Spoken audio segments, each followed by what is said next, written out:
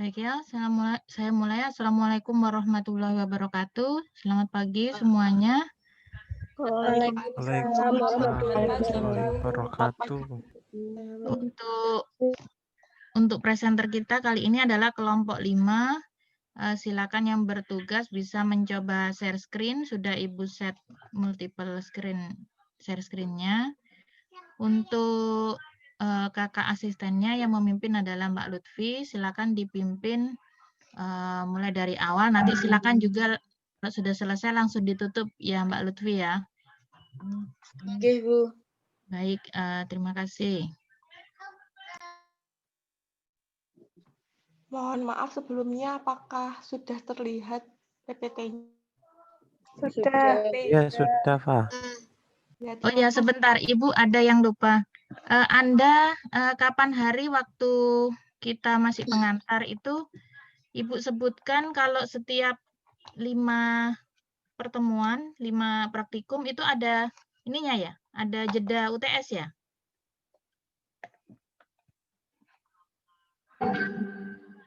Ingat tidak? Mbak asistennya masih ingat nggak? Ibu pernah sebutkan seperti itu nggak?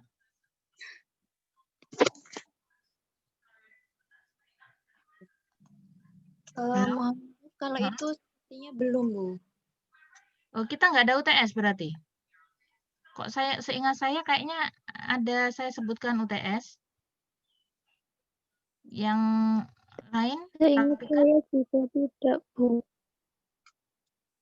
Oh, jadi nggak ada UTS-nya ini. Untuk yang waktu dulu nilai itu saya nggak pernah sampaikan ya. Kalau nggak ada UTS, ya berarti tetap langsung praktikum ini minggu depan.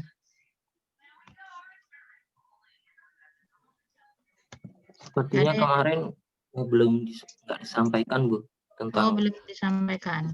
Oke, Ibu.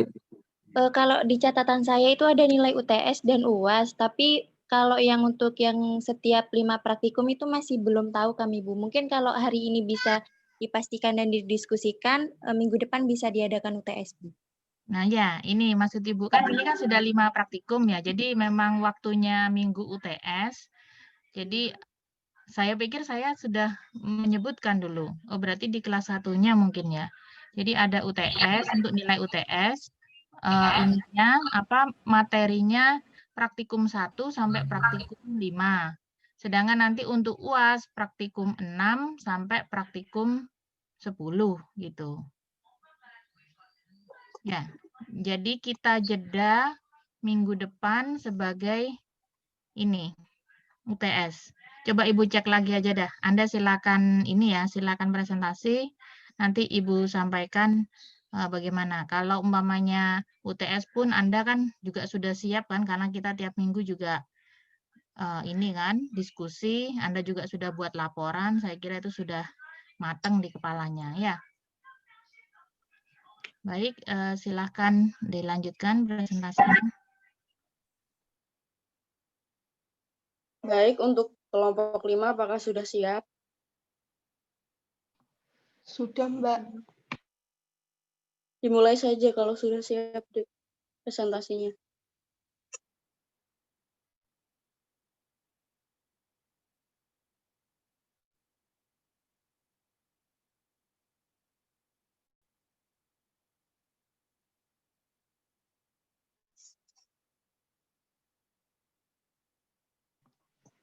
Baik, Assalamualaikum warahmatullahi wabarakatuh.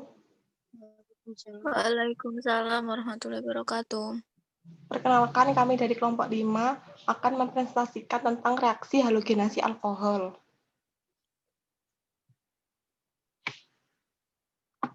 Anggota dari kelompok 5 yaitu Nur Lailiyah, NIM 1816, Febrina Fariko, NIM 1817, Sifil Fuadi, NIM 1819, dan Silvi Agita Putri, NIM 1823.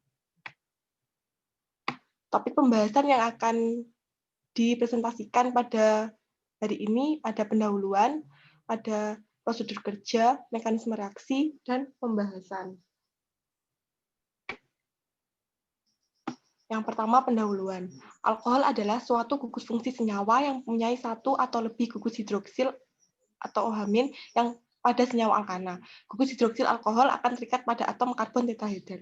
Alkohol memiliki rumus kimia umum ROH. Gugus hidroksil pada alkohol dapat disubstitusikan oleh halogen melalui reaksi halogenasi dan produk yang diperoleh adalah suatu alkil halida. Reaksi halogenasi pada alkohol sekunder dapat terjadi melalui mekanisme reaksi SN1 dan mekanisme reaksi SN2.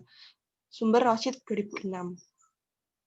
Nah, alkohol berdasarkan jenisnya dapat dibedakan menjadi 3 macam.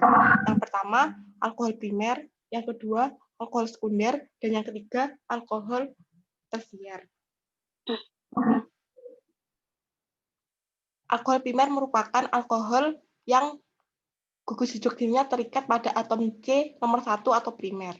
Sedangkan alkohol sekunder merupakan alkohol di mana gugus hidroksilnya terikat dengan atom C nomor 2 atau sekunder. Dan alkohol tersier merupakan alkohol di mana gugus hidroksilnya terikat pada atom C nomor 3 atau tersier. Halogenasi merupakan proses atau reaksi pemasukan unsur halogen ke dalam senyawa organik, baik secara penambahan maupun secara pergantian. Reaksi ini akan menghasilkan senyawa alkil halida, di mana gugus hidroksil dari alkana akan disubstitusi oleh halogen, sehingga reaksi ini disebut dengan reaksi substitusi. Halogenasi biasanya menggunakan klor dan brom, sehingga disebut juga klorinasi dan brominasi. Sedangkan fluor dan iodin sangat jarang digunakan. Percobaan kali ini dilakukan dengan menggunakan metode reflux dan destilasi. Reflux adalah salah satu jenis ekstraksi dengan pelarut pada temperatur titik didihnya selama waktu tertentu dan jumlah pelarut terbatas yang relatif konstan dengan adanya pendinginan balik. Prinsip dari metode reflux didasarkan pada prinsip penarikan komponen kimia. Destilasi adalah suatu metode pemisahan kimia antara dua atau lebih komponen senyawa yang didasarkan pada perbedaan titik didih dari senyawa tersebut. Senyawa yang akan dipisahkan harus diuapkan terlebih dahulu melalui proses pemanasan pada suhu tertentu. Untuk prosedur kerja akan dijelaskan oleh Sylvi Anggita Putri. Untuk selanjutnya yaitu prosedur kerja. Padatan NaBr sebanyak 20 gram dimasukkan ke dalam labu alas bulat 100 ml yang bersih dan kering. Kemudian ditambahkan 17 ml air dan 14 ml 2-butanol. Labu diletakkan di dalam penangas es dan setelah dingin kemudian ditambahkan 15 ml H2SO4 pekat, tetes demi tetes melalui dinding labu sambil menggoyang labu untuk mencampurnya.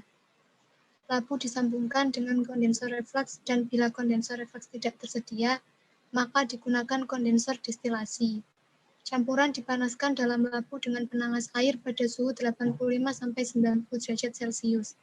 Selama sekitar 40 menit kemudian didinginkan, sehingga aman untuk diubah susunan reflux dan diganti dengan kondensor destilasi, dan diamati campuran cairan dalam labu serta dicatat hasilnya. Labu dihubungkan dengan kondensor destilasi dan Erlenmeyer penampung, kemudian didestilasi campuran pada suhu 110-115 derajat Celcius dalam penangas air sampai tidak terlihat tetesan lagi. Distilat diamati ada berapa lapisan cairan dan lapisan manakah yang merupakan 2 bromobutana. Distilat dicuci dengan 20 ml larutan jenuh Na2CO3 dan ditampung cairan yang merupakan 2 bromobutana ke dalam Erlenmeyer 50 ml bersih dan kering. Zat pengering atau MgSO4 atau Na2SO4 ditambahkan secukupnya sampai diperoleh cairan yang jernih. Kemudian dipisahkan cairannya dengan dituangkan ke dalam Erlenmeyer kecil lain yang bersih dan kering.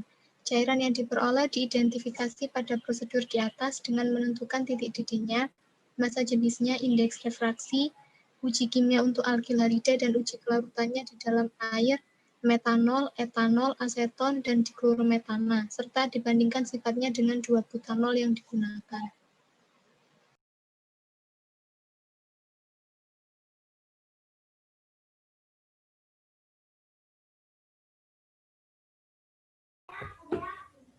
Ya, untuk selanjutnya yaitu mekanisme reaksi. Sebelumnya apakah suara saya dapat terdengar? Bisa. Iya. Oke, untuk mekanisme reaksinya sendiri ada 2 tahap, yaitu yang pertama pembentukan alkil halida dan juga halogenasi 2-butanol. Pada pembentukan alkil halida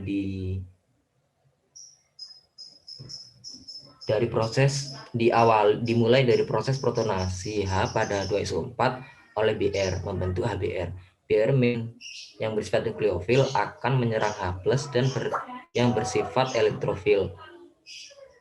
Nah, pada reaksi ini menghasilkan panas atau eksotermis ya.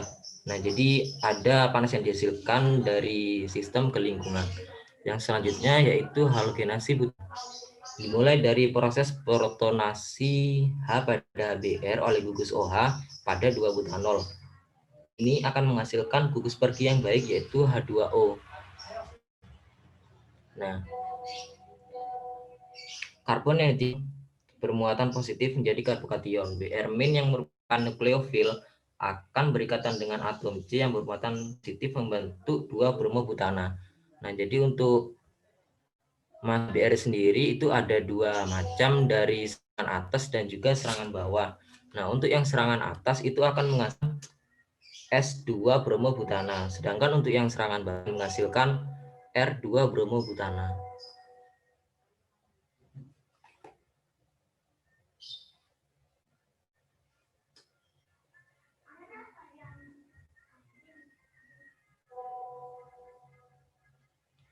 Oke, next yang selanjutnya yaitu pada percobaan kali ini mengenai halogenasi alkohol. Perlakuan pertama yaitu 20 gram NaBr2 dilarutkan dalam 17 ml Aquades. Perlakuan dilakukan dalam lembu. Tujuan penambahan Aquades sendiri agar NaBr dapat membentuk ionnya. Persamaan yang terjadi dapat dilihat seperti berikut. Untuk berikutnya, 2-butanol sebanyak 14 ml ditambahkan larutan NaBr, lalu dikocok dan diletakkan pada penangas es. Perlakuan berikutnya 12 ml H2SO4 ditambahkan tetes demi tetes melalui dinding labu. Penambahan H2SO4 sebagai pengikat ion positif pada unsur halogen, yaitu Na+, sehingga Br menjadi nukleofil melalui reaksi brominasi. Persamaan reaksi yang terjadi seperti berikut, seperti yang sudah dijelaskan di sebelumnya. Next.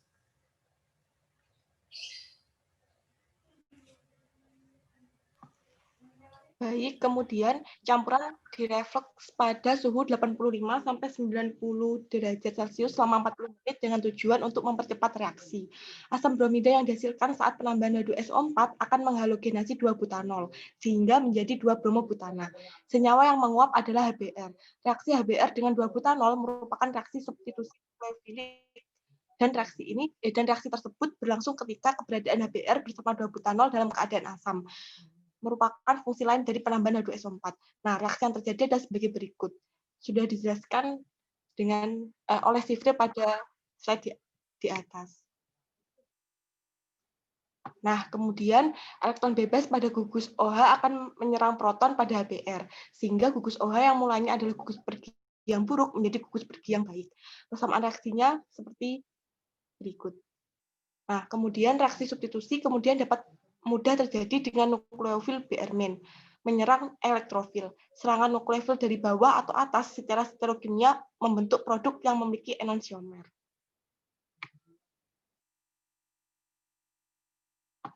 Hasil refleks terbentuk larutan bening dengan 2 lapisan fasa. Lapisan atas berwarna oranye dan lapisan bawah keruh dan masih terdapat padatan NaBr. Produk yang terbentuk kemudian dipisahkan melalui destilasi pada suhu 100 sampai 115 derajat Celcius untuk menguapkan 2-bromobutana.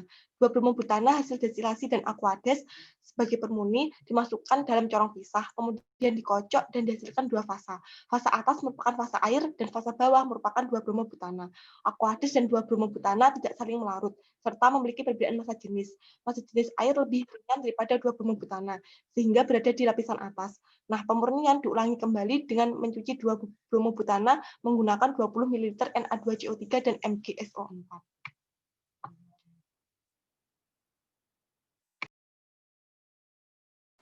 Untuk selanjutnya yaitu uji kelarutan. 2-bromobutana yang diperoleh kemudian dilakukan uji kelarutan dengan membandingkan kelarutannya dengan 2-butanol. 2-butanol dilarutkan dalam Aquades, kloroform, aseton, dan metanol. Hasilnya 2-butanol tidak bercampur dengan Aquades. 2-bromobutana juga dilarutkan dalam 4 pelarut tersebut dan hasilnya larut dengan Aquades, tetapi tidak larut dalam aseton, kloroform, dan etanol.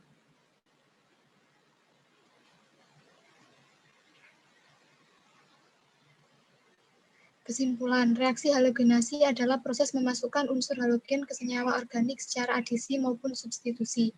Reaksi halogenasi alkohol sekunder mengikuti substitusi nukleofilik 2 tahap atau SN1. Reaksi terjadi sebab adanya serangan nukleofilik dalam keadaan asam yang pada percobaan ini menggunakan H2SO4. Reaksi 2-butanol dengan HBr menghasilkan alfil halida dari halogenasi, yaitu 2-bromobutana. 2-bromobutana bersifat larut dalam aqueous tetapi tidak larut dalam etanol, aseton, dan kloroform.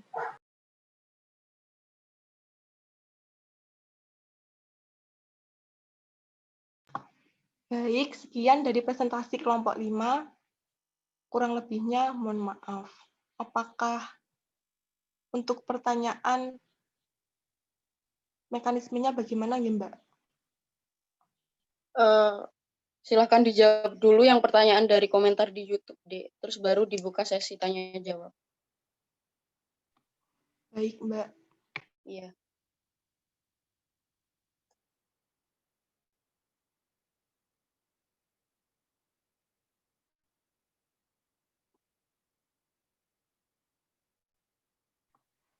Baik, pertanyaan pertama oleh Elsa Dwi Herdasari dari kelompok 6. Pertanyaannya, pada percobaan ini mengapa refleks dilakukan pada suhu 85-90 derajat Celcius? Kenapa tidak pada suhu lainnya? Nah, refleks dilakukan pada suhu tersebut agar didapatkan 2-bromobutana dengan jumlah yang maksimal. Suhu 90 derajat Celcius merupakan titik didih dari pelarutnya. Jadi pelarut akan mudah terlarutkan pada suhu tersebut. Suhu yang digunakan apabila di atas 90 derajat Celcius akan menyebabkan terjadinya reaksi eliminasi membentuk 2-butena, sehingga reaksi pembentukan 2-bromobutana tidak dapat terjadi. Nah, apabila dilakukan pada di bawah suhu 90 derajat Celcius, zat yang akan terbentuk tidak dapat murni. Hal ini dikarenakan pelarutnya masih tidak menguap dengan sempurna. Dari Elsa, apakah ada feedback? Sudah jelas. Terima kasih. Ya, sama-sama. Baik, untuk pertanyaan selanjutnya dari Anissa Kuroto dari kelompok 8. Pertanyaannya, mengapa pemanasan dilakukan selama 40 menit? Apa yang terjadi jika pemanasan dilakukan kurang dari 40 menit? Menurut diskusi kelompok kami, pemanasan ini dilakukan selama 40 menit karena untuk mempercepat terjadinya reaksi substitusi nukleofilik pada 2-butanol. Dan apabila dilakukan kurang dari 40 menit, reaksi yang terjadi maksimal. Mungkin dari Anissa ada yang ditanyakan atau feedback? Sudah cukup, Sivril. Terima kasih. Selanjutnya kasih. saya akan menjawab pertanyaan dari Dinda. Pada uji kelarutan digunakan pelarut aqueous, aseton, metanol, dan kloroform. Apa yang menjadi dasar dipilihnya pelarut tersebut untuk uji kelarutan?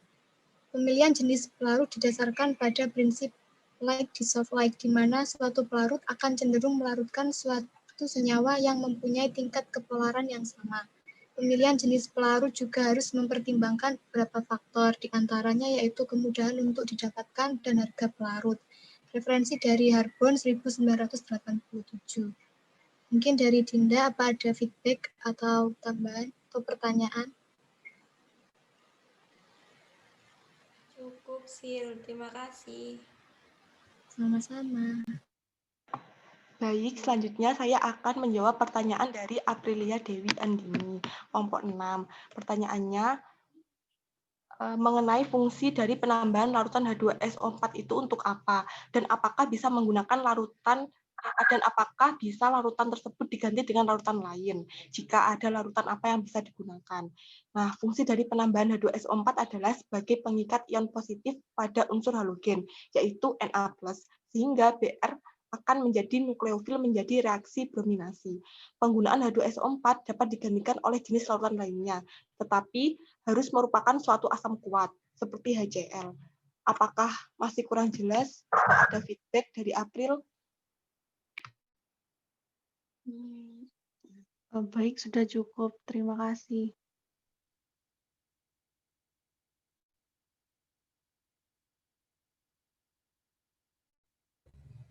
Baik, untuk pertanyaan selanjutnya dari Diamel, pertanyaannya dari kelompok 8 juga pertanyaannya. Saya mau tanya, pada langkah pencucian larutan dengan NaCO3 jenuh, bagaimanakah prinsip dari proses pencucian ini, dan apakah bisa apabila pencucian tersebut dilakukan dengan senyawa Na2CO3 tak jenuh? Baik, menurut hasil diskusi kelompok kami, untuk prinsipnya itu dari proses ini adalah sama dengan Aquades. Dilakukan pengocokan dalam corong pisah hingga terbentuk dua fase. Penggunaan Na2CO3 sendiri, Na2CO3 jenuh ini sendiri kan tidak mengandung air, sedangkan apabila menggunakan Na2CO3 tak jenuh yang di dalamnya juga terdapat kandungan air akan menyebabkan pemisahannya itu semakin lama. Sedangkan fungsi dari perlakuan ini itu untuk mengikat air itu sendiri. Bagaimana mungkin ada feedback? Cukup, Fril. Makasih. Ya, sama-sama. Selanjutnya saya akan menjawab pertanyaan dari Mbak Kirana, kelompok 3. Mengapa pada saat penambahan H2SO4 dilakukan tetes demi tetes sambil digoyangkan? Apakah ada hasil samping lain jika perlakuan tersebut dituangkan sekaligus? Untuk perlakuan penambahan tetes demi tetes dilakukan untuk mengatur kepekatan pada reaksi, karena jika dituangkan sekaligus, maka larutan yang terbentuk akan terlalu pekat. Perlakuan tersebut juga digunakan agar reaksinya teratur dan mencegah adanya overexothermis yang akan menyebabkan suhu naik menjadi lebih tinggi. Mungkin bagaimana Mbak? Apa sudah jelas atau ada feedback? Cukup deh, terima kasih. Sama-sama.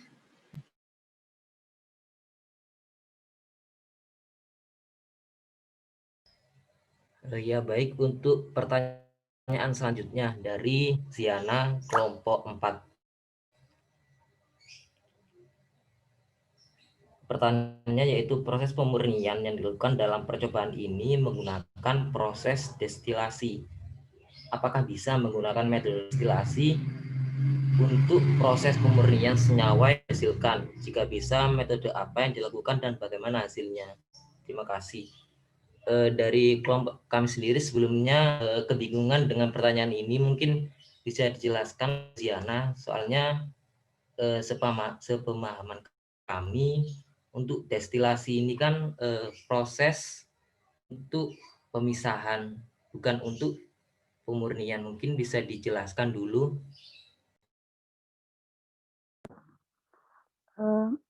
Kan di dalam video itu disebutkan proses pemurnian dilakukan dengan menggunakan metode destilasi. Nah, apakah ada metode lain yang dapat digunakan?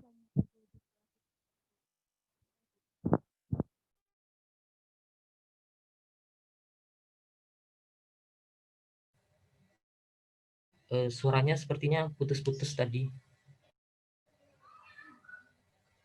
Di dalam video itu kan disebutkan metode destilasi itu dilakukan untuk pemurnian.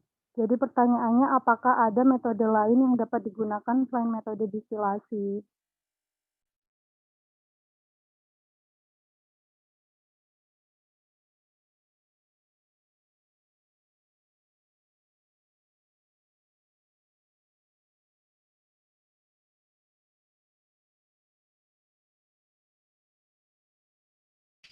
Oh ya, baik. Untuk pertanyaan Zizi,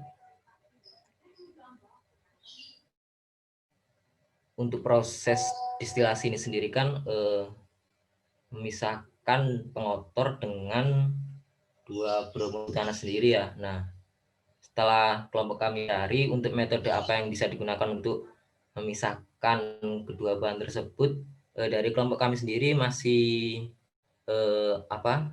belum menemukan metode yang digunakan selain metode destilasi. Soalnya untuk metode destilasi sendiri sering digunakan dalam proses pemisahan seperti ini. Nah, kebanyakan referensi yang kita dapatkan itu kebanyakan menggunakan metode dengan destilasi. Mungkin dari teman-teman ada yang menemukan terkait metode pemisahan ini dengan metode selain destilasi.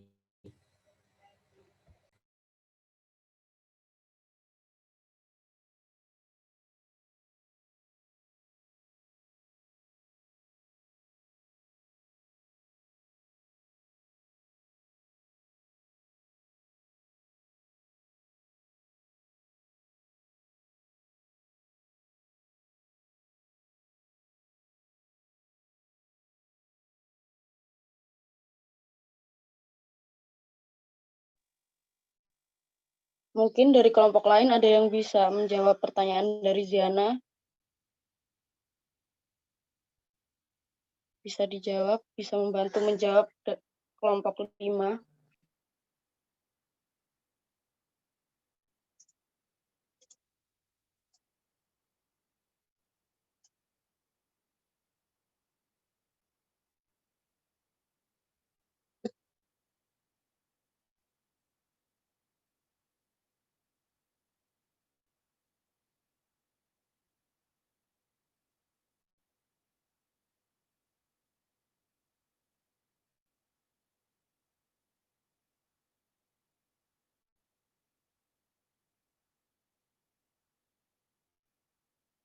Kelompok 1 mungkin bisa membantu menjawab.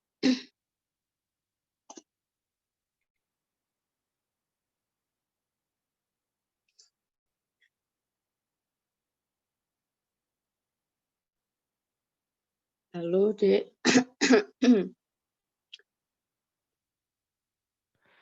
Mohon maaf, bisa diulangi pertanyaannya, Mbak?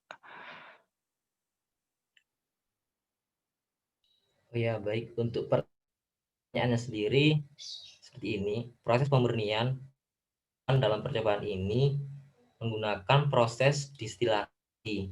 Apakah bisa menggunakan metode lain selain distilasi untuk proses pemurnian senyawa yang dihasilkan? Jika bisa, metode apa yang bisa digunakan? Dan bagaimananya?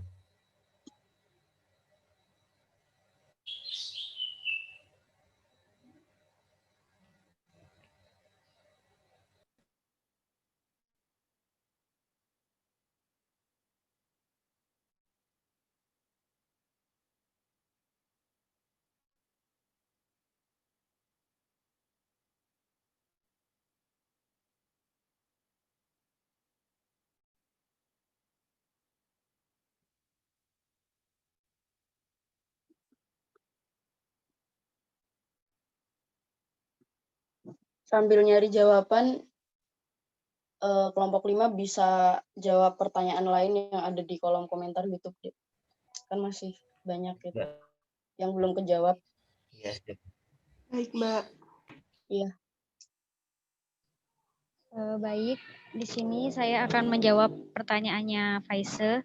Mohon maaf sebelumnya saya baru gabung karena terkendala sinyal. Di sini pertanyaannya Faise.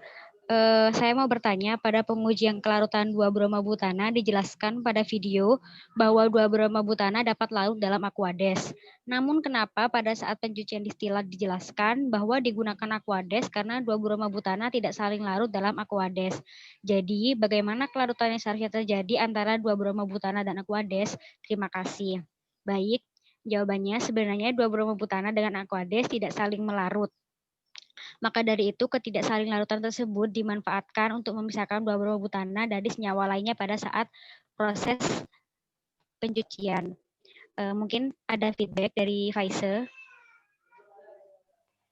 Feedback itu berarti yang uji kelarutan mengalami kesalahan, ketidaksesuaian. Iya, karena sebenarnya sifatnya 2-bromobutana itu tidak saling larut bersama Aquades. Iya, kemudian kan di video tadi dijelaskan kalau misalnya produk yang terbentuk adalah 2-bromobutana dari hasil yang telah dijelaskan di video. Nah, kalau misalnya ada kesalahan seperti itu, apakah produk yang dihasilkan itu benar-benar 2-bromobutana?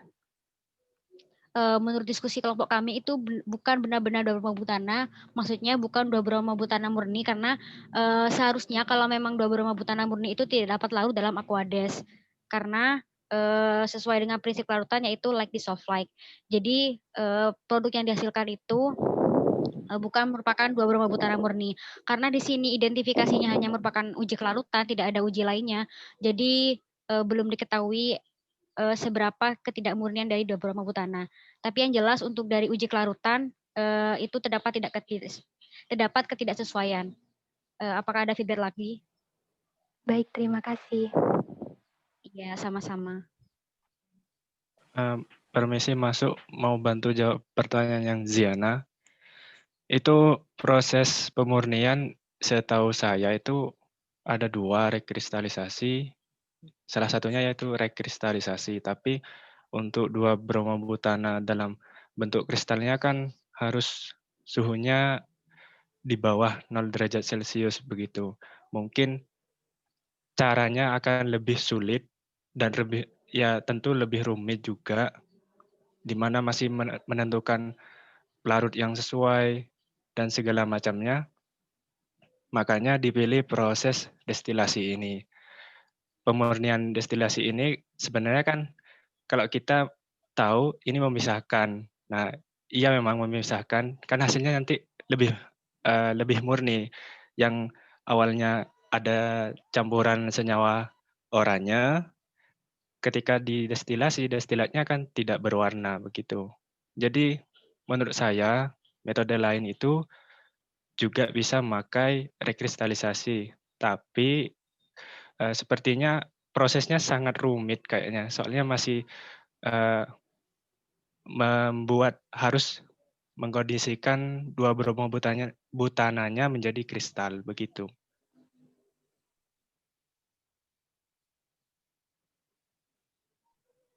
Baik, Irzak, terima kasih atas jawabannya. Iya, sama-sama, Zi.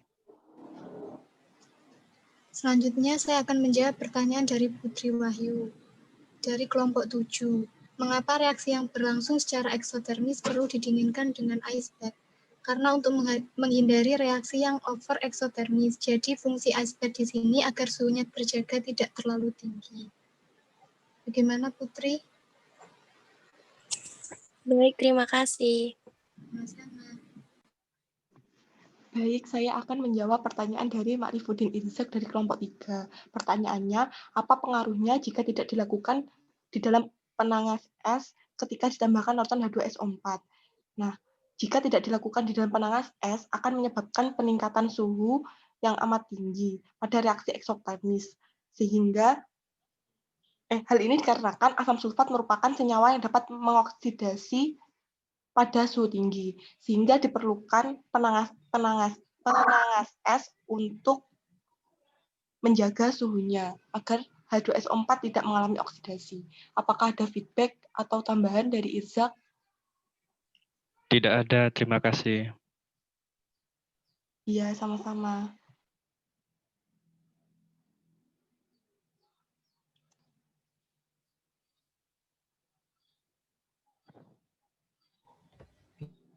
Baik, untuk pertanyaan selanjutnya dari Romzi, kelompok 3.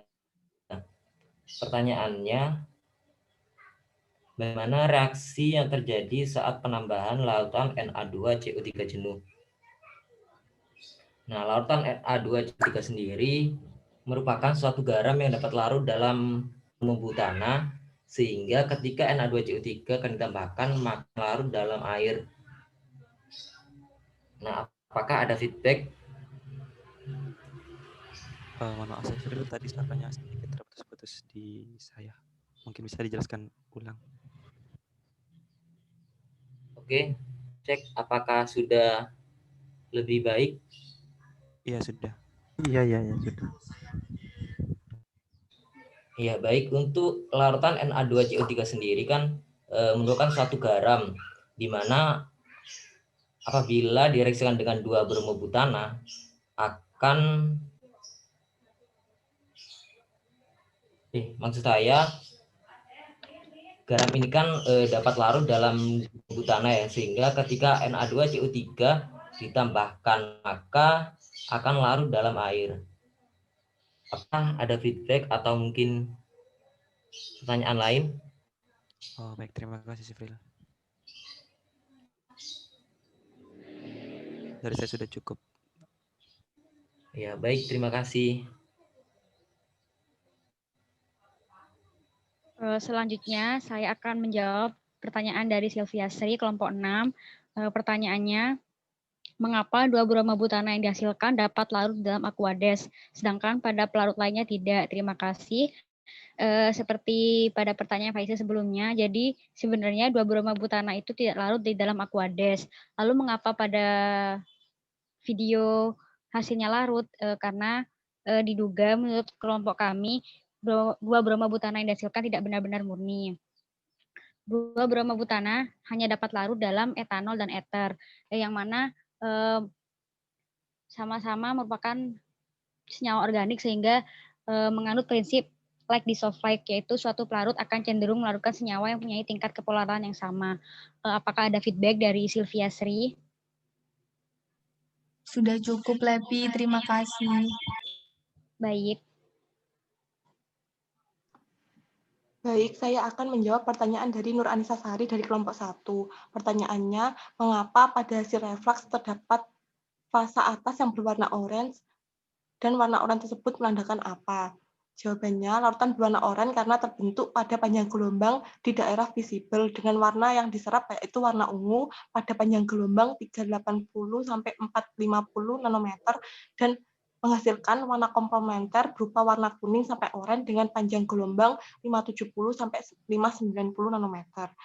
Nah, di mana dari larutan tersebut akan berisi ion natrium dan ion HSO. Apakah ada feedback atau tambahan jawaban dari Nur Anissa? Terima kasih jawabannya. Baik, terima kasih.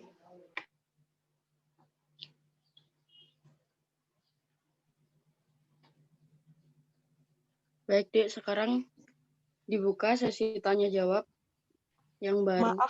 Maaf Mbak, masih ada satu pertanyaan lagi yang belum dijawab dari komentar YouTube. Ini ada 14. Oh iya, belum. Apakah bisa dilanjut, Mbak? Iya, silahkan. Oh iya. Saya akan menjawab pertanyaan dari Nur Saidah Holilia dari kelompok 10. Apa alasan menggunakan Na2CO3 dan apakah ada larutan lain yang dapat digunakan? Jadi seperti yang diketahui, Na2CO3 ini fungsinya untuk mengikat air. Lalu kenapa menggunakan Na2CO3? Karena Na2CO3 ini merupakan garam yang dapat larut dalam 2-bromobutana. Sedangkan apakah ada larutan pengganti? Menurut diskusi kelompok kami, terdapat larutan pengganti seperti CaCO3.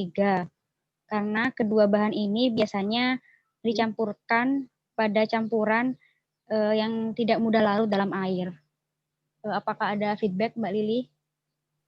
Sudah cukup, terima kasih. Iya, sama-sama. Selanjutnya dibuka sesi tanya jawab. Bagi yang ingin bertanya, silahkan.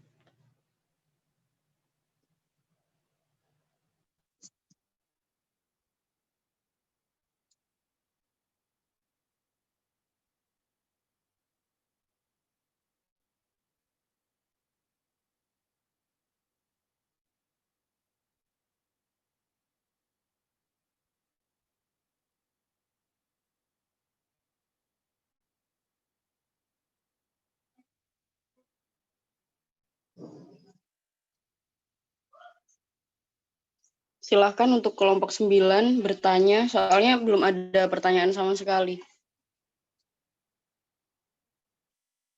Baik, saya Amira, perwakilan dari kelompok 9, ingin bertanya, apa bisa kan kalau di praktikum itu yang digunakan padatan NaBr, kalau misalnya yang digunakan larutan NaBr itu apa bisa? Terima kasih.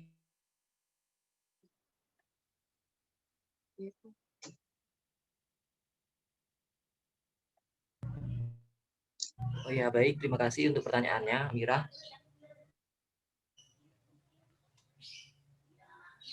Apakah padatan NaBr bisa diganti dengan padatan yang lain ya? Bukan. Jadi pertanyaannya apa bisa? Itu kan yang digunakan padatan NaBr. Kalau semisal itu diganti menjadi larutan NaBr itu apa masih bisa? Terima kasih. Oh iya ya. Menurut diskusi kelompok kami sepertinya bisa ya. Karena kan nanti dari hasil reaksinya itu pun juga akan ditambahkan dengan Aquades waktu yang reaksi selanjutnya.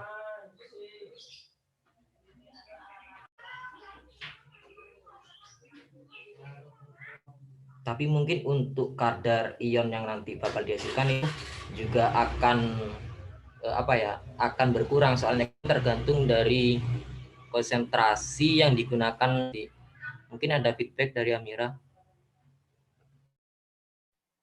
Sudah cukup, terima kasih. Baik, sama-sama. Ini untuk pertanyaan yang di YouTube udah selesai, Mbak.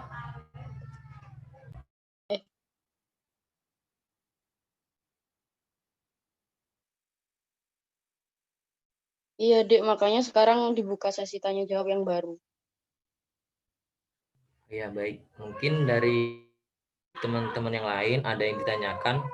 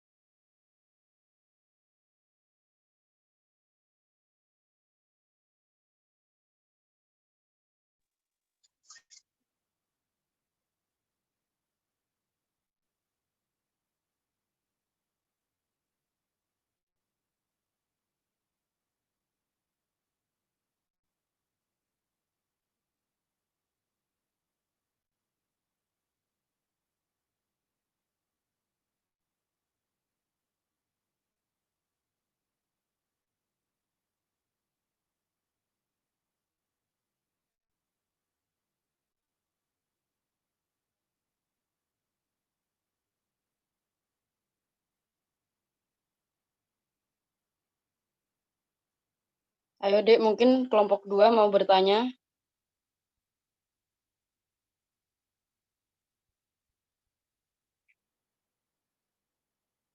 Halo, halo.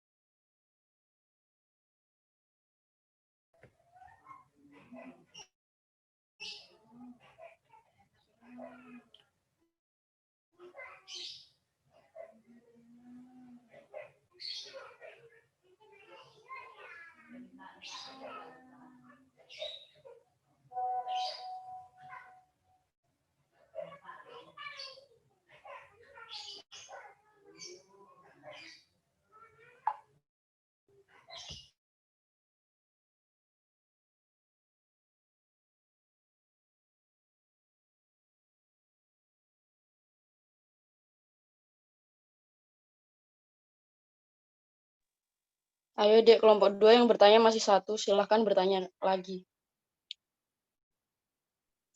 Iya, saya Faisal Safira mau bertanya. Untuk yang Na2CO3 kan mengikat air, kan juga MgSO4 juga mengikat air. Kenapa kok tidak langsung pakai MgSO4? Kenapa masih harus menggunakan Na2CO3 kan fungsinya sama? Terima kasih.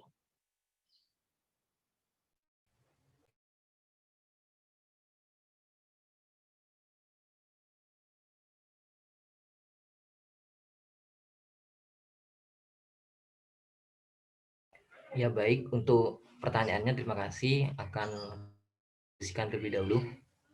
Mungkin sambil menunggu diskusi lagi dari kelompok lain.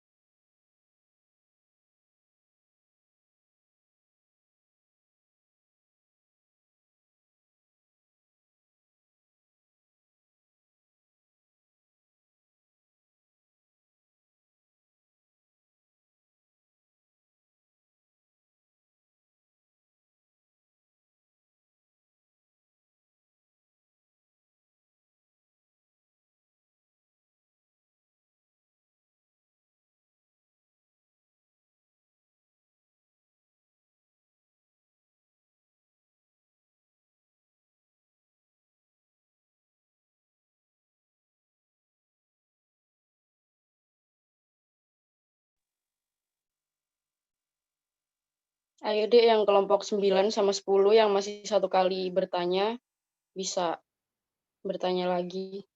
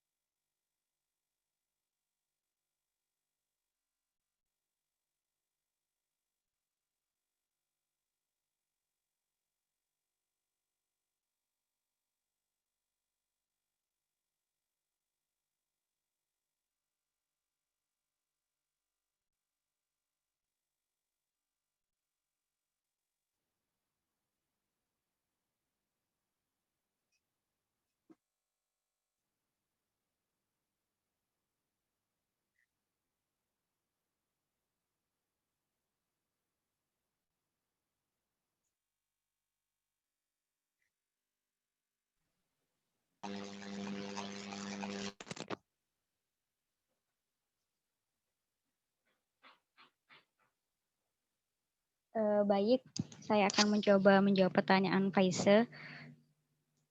Jadi pada pencucian pertama kan menggunakan Aquades, kemudian dilanjutkan dengan Na2CO3.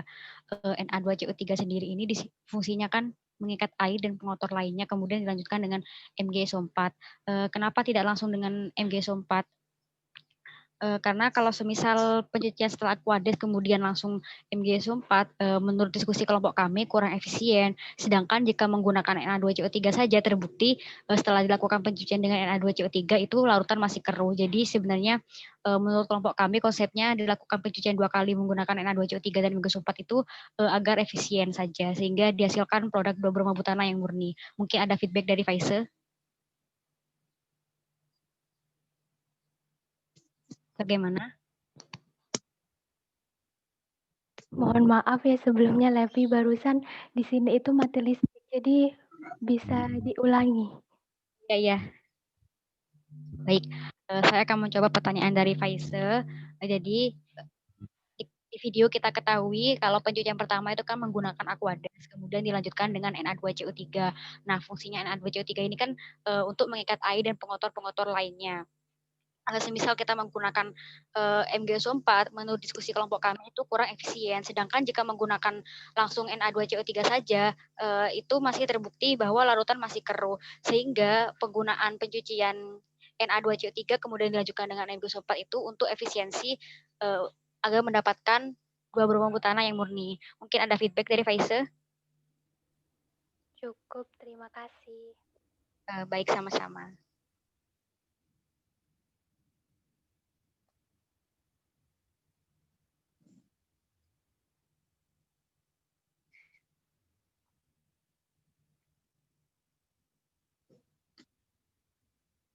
Silahkan Dek yang mau bertanya, waktunya masih banyak.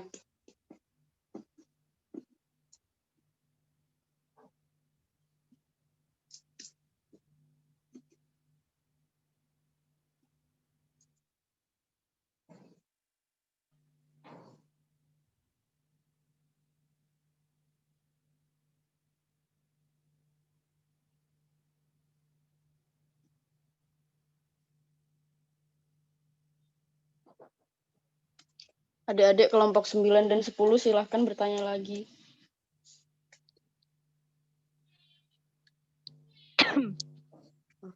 Ada pertanyaan di chat.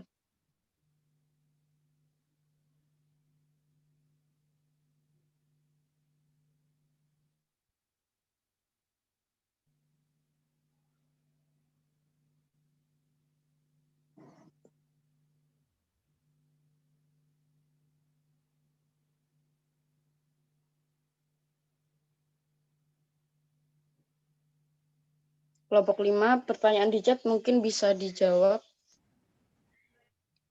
Terima kasih Mbak. Dari Salsai bertanya tadi kan katanya bisa menggunakan larutan selain H2SO4 diganti dengan menggunakan HCl. Nah, saya tanyakan bagaimana mekanismenya. Mungkin untuk slide-nya bisa digeser dulu yang ke mekanisme reaksi.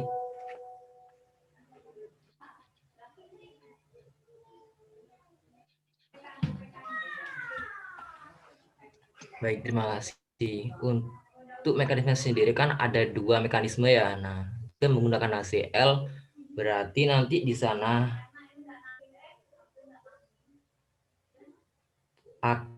protonasi H akan HCl akan diprotonasi oleh NaBr sehingga diperoleh tetap yaitu HBr, tetapi untuk produk yang satunya itu ada Na+ dan juga Cl-.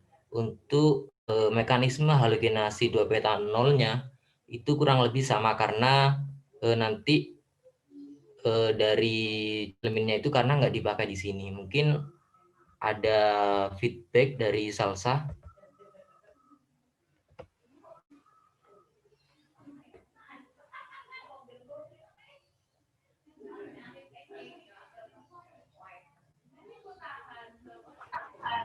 Cukup real, terima kasih. Ya, sama-sama.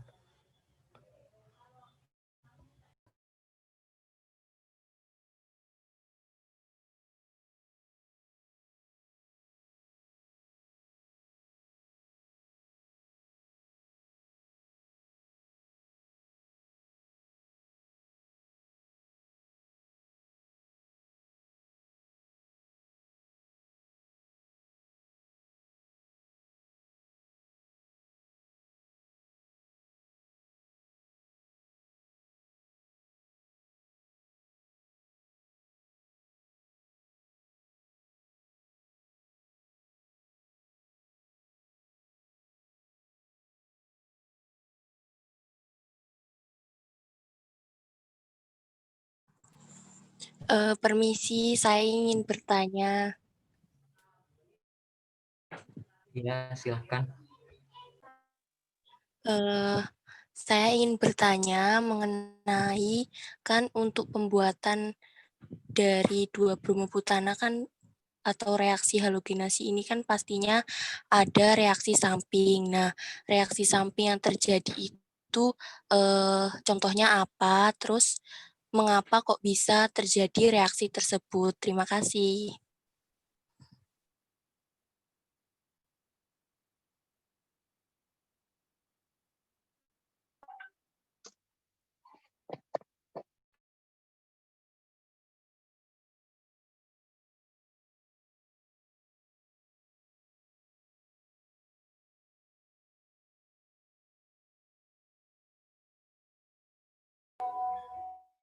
Baik, terima kasih untuk pertanyaannya. Mungkin akan kami diskusikan terlebih dahulu dengan kelompok kami.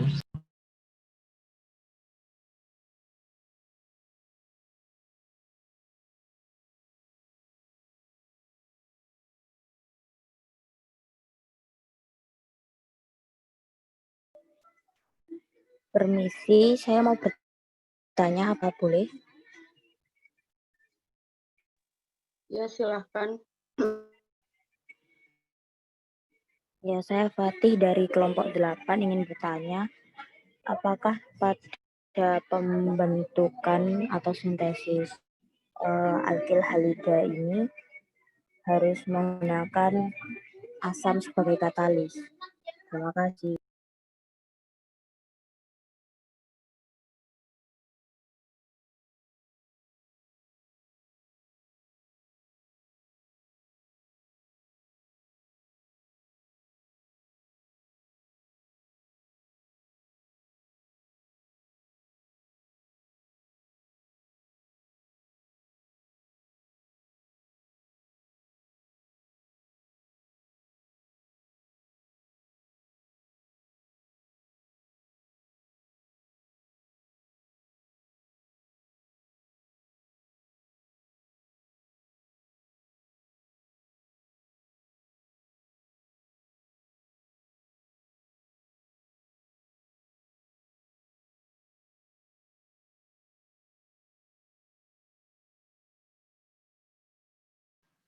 Baik, saya akan menjawab pertanyaan dari Fatih. Pertanyaannya, apakah harus menggunakan katalis asam? Jawabannya, iya, harus menggunakan katalis asam. Hal ini dikarenakan untuk memprotonasi atom hidrogen dan untuk mengganti gugus hidroksil yang buruk menjadi gugus pergi yang baik. Apakah ada feedback atau tambahan dari Fatih?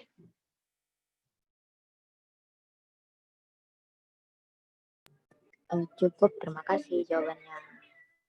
Baik, sama-sama, Ti.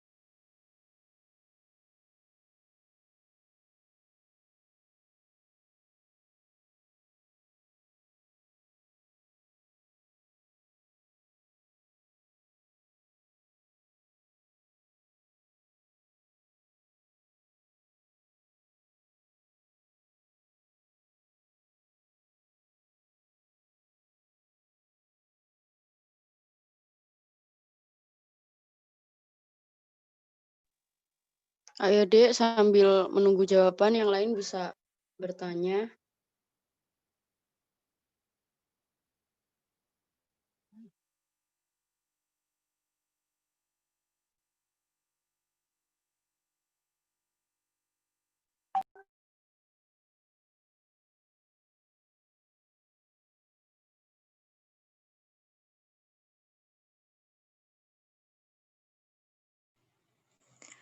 Permisi, saya mau bertanya.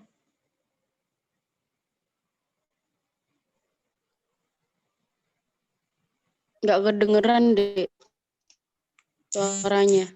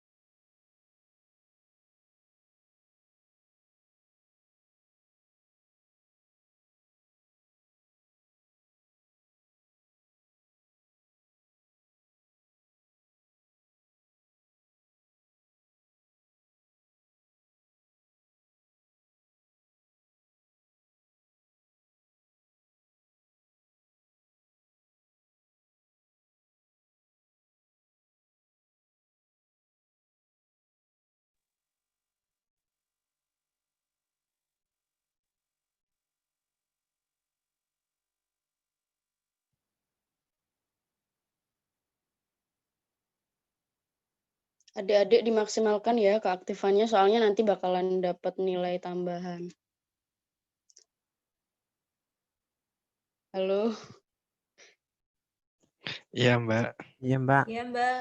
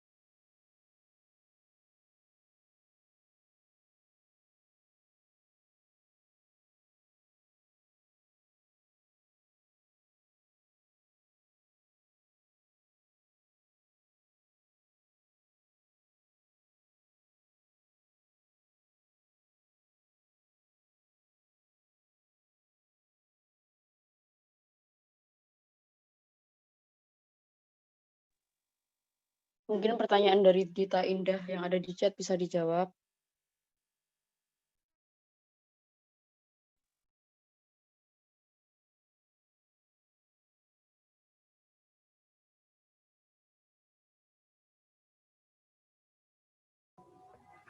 Ya, baik. Terima kasih buat pertanyaannya.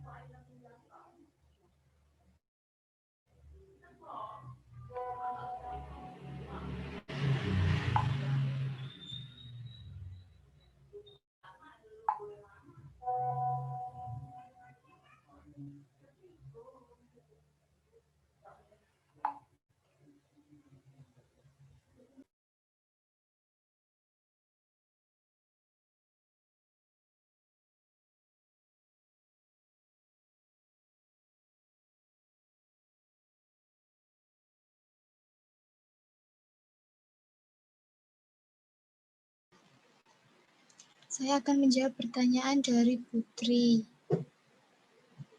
yaitu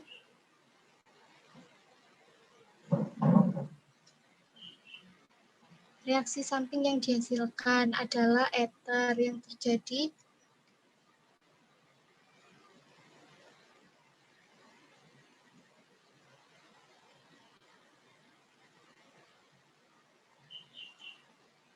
produk yang dihasilkan pada reaksi samping yaitu ether. Dan untuk mekanisme reaksinya sudah ada di TP. Bagaimana Putri? Iya, terus itu mengapa kok bisa terjadi reaksi samping ya?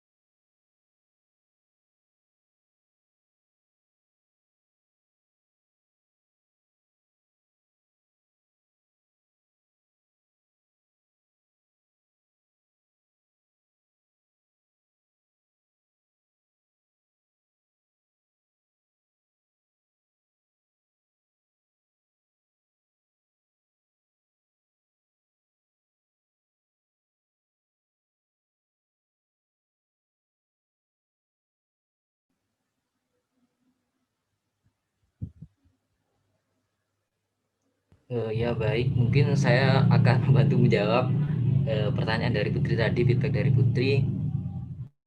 Untuk produk samping sendiri itu kan ether ya, itu kan terjadi karena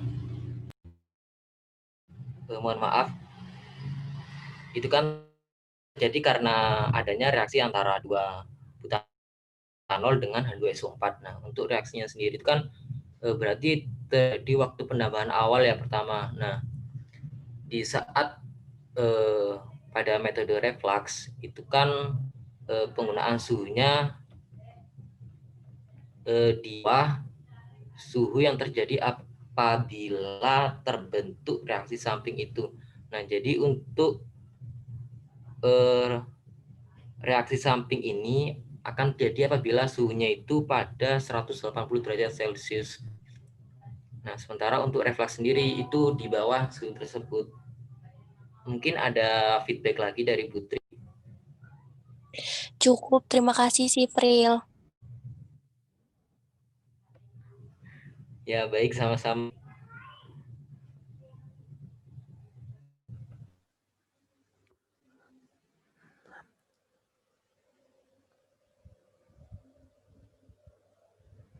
Permisi Mbak, apa saya boleh tanya Mbak? Iya, Dek, silahkan. Iya Mbak. Nama saya Mustafid Ayun dari perwakilan kelompok 9. Jadi gini, di prosedur percobaan kan dituliskan kalau ada uji kimia untuk alkil halida. Sedangkan di video praktikumnya kan cuma uji kelarutannya saja. Nah, yang mau saya tanyakan, seperti apa sih cara kerja uji alkil halida itu dan hasilnya nanti seperti apa? Terima kasih.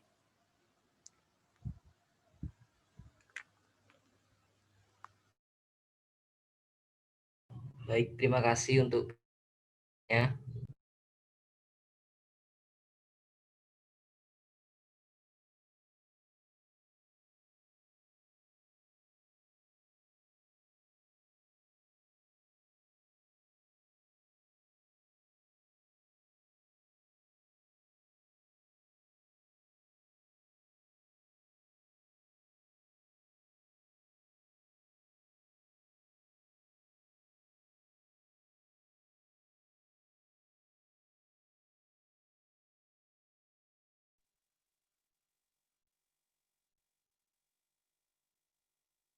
Ayo Dek, sambil menunggu jawaban, kelompok lain bisa bertanya.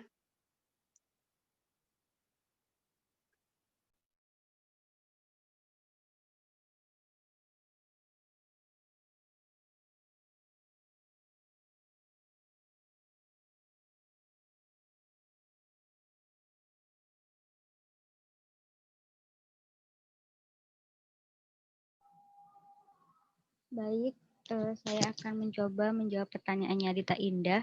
Pertanyaannya menyambung dari pertanyaannya Faisal, penggunaan Na2CO3 dan MgSO4 digunakan keduanya untuk mengikat air supaya lebih efisien.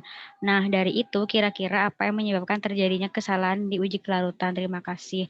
Menurut diskusi kelompok kami, terdapat beberapa faktor yang salah satunya bisa dapat terjadi karena pengocokan waktu saat pencucian itu bisa saja kurang maksimal sehingga antara dua bromobutana dan zat pengotor tidak benar-benar terpisah sehingga dihasilkan dua bromobutana yang tidak murni sehingga menyebabkan kesalahan uji kelarutan. Mungkin itu salah satu faktor yang bisa kami sebutkan. Apakah ada feedback?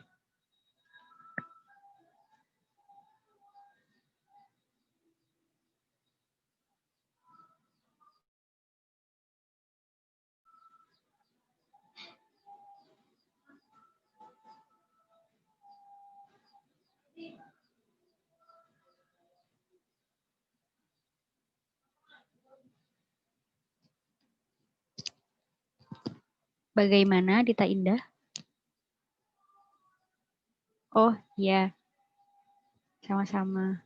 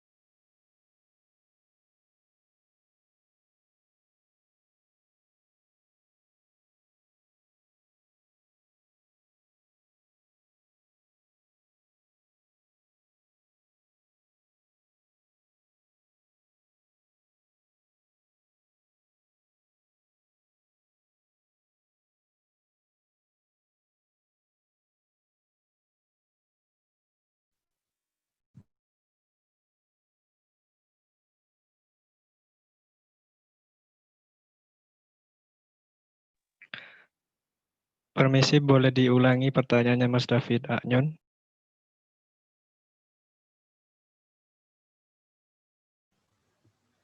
Ya, jadi gini kan di video kan cuma ada uji karutan aja. Sedangkan di prosedur itu ada uji alkil halidanya dari dua bromo butananya. Nah, yang saya tanyakan itu seperti apa cara kerjanya uji alkil halida ini. Dan nanti hasilnya itu seperti apa gitu loh. Terima kasih. Baik, saya mencoba bantu jawab ya yang ini. 2 bromobutana itu menurut saya sudah alkil halida. Terus pengujiannya itu apa dari kelarutannya itu. Begitu, Yon. Gimana, Yon?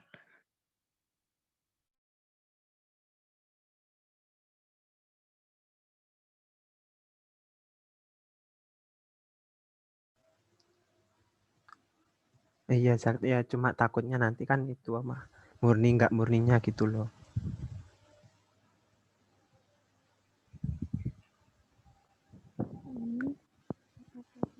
Boleh membantu menjawab? Iya, Dek, silahkan.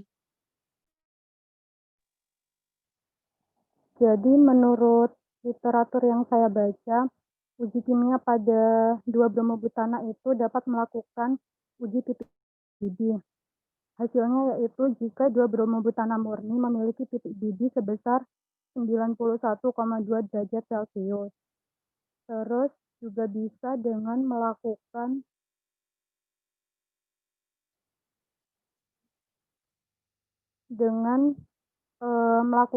uji ketidakjenuhan senyawa yang dihasilkan dengan menggunakan pereaksi Bayer atau larutan KMNO4 dan tes dengan air brom. Mungkin uji itu yang dapat dilakukan.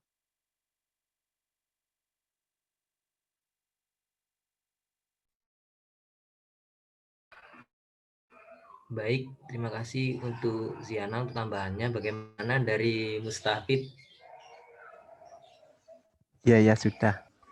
Terima kasih.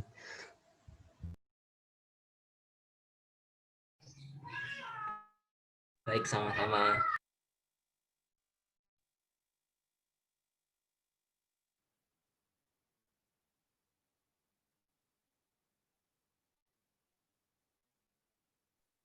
Permisi mau bertanya.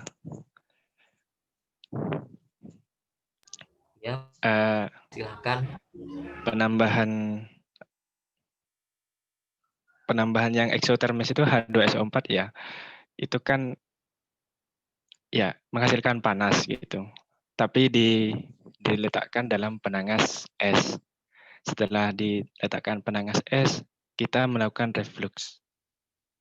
Kan sama-sama panas gitu. Saya bingung di situnya. Jadi kayak gimana sih prosedurnya itu? Soalnya kenapa kok langsung ke reflux gitu? Dari eksotermis langsung ke reflux. Kenapa kok masih diletakkan dalam penangas dingin begitu? Terima kasih.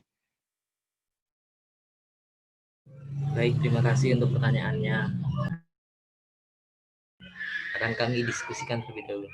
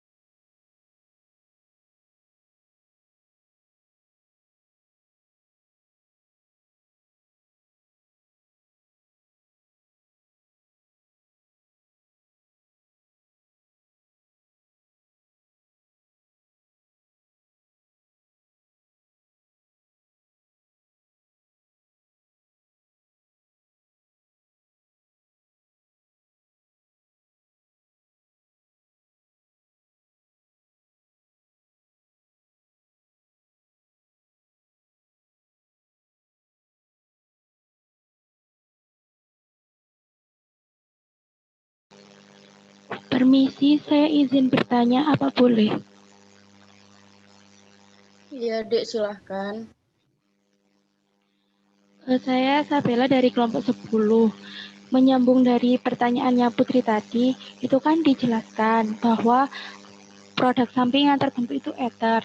Nah, ada apa enggak kemungkinan terbentuknya produk-produk samping lain dalam percobaan ini selain ether?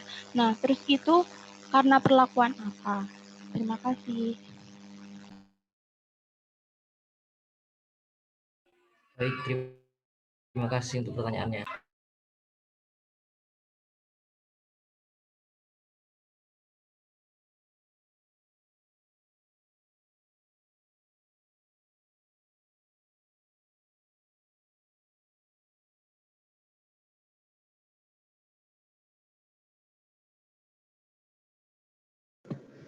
Baik, saya akan menjawab pertanyaannya Irzak. Pertanyaannya, penambahan H2SO4 kan menghasilkan panas. Dan kenapa kok diletakkan dalam es tapi direfleks itu kan dipanaskan lagi? Bagaimana kan prinsipnya? Gitu kan ya, Zak?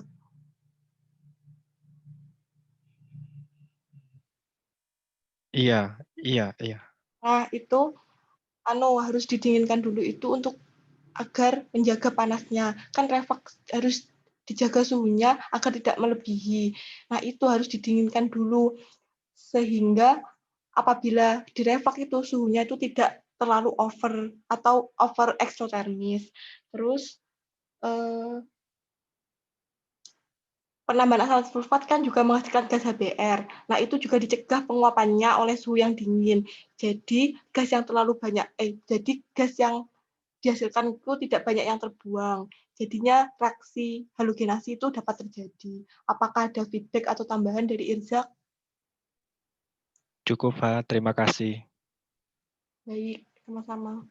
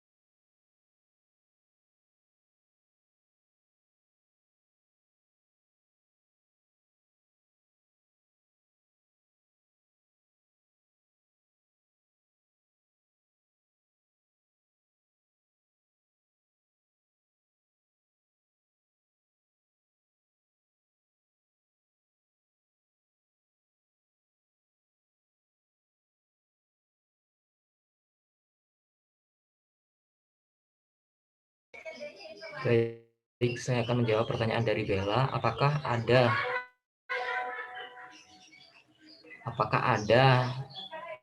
produk samping lain pada praktikum kali ini? Nah, itu setelah dilihat lagi, itu ada produk samping yang terjadi pada proses reflux yang tadi pertanyaan Putri kan itu apabila suhunya itu lebih dari 180. Nah, pada suhu 120 itu pun sudah akan menghasilkan produk samping, yaitu alga. Ada dua, yaitu ada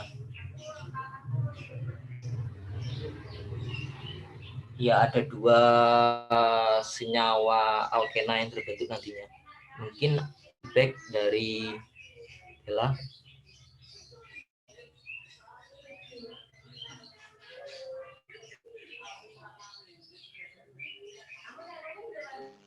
Sudah cukup, terima kasih penjelasannya, Fril. Isi dulu. Ya, baik, terima kasih.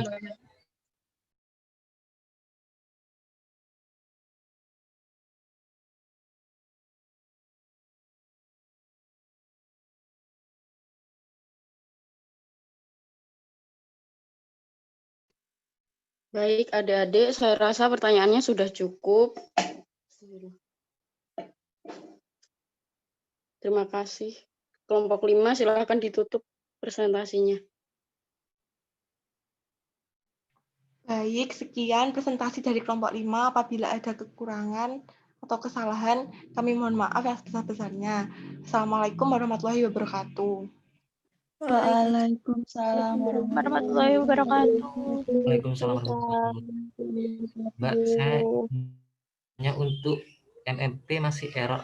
Apakah absennya bagaimana, Gi?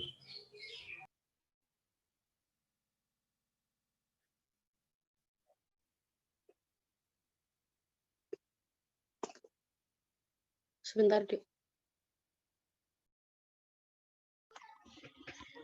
Ya, jadi ini Ibu juga sudah coba, MMP masih error dari tadi. Jadi sama-sama kita coba terus ya. Karena kalau Ibu nggak bisa masuk juga di MMP, nggak terdaftar ini kuliah kita. Jadi kita harus pakai sesi lain untuk presensi. Jadi nanti ini kan waktunya sampai jam 12.20. Tolong secara reguler Anda ini coba cek di MMP-nya ya. Jika MMP-nya bisa langsung share informasi di grup ya, supaya teman-temannya juga bisa segera presensi. Ya. Baik, itu. Baik, Bu, terima kasih. Sama-sama. Seperti yang saya sampaikan tadi, bahwasanya minggu depan kita UTS ya.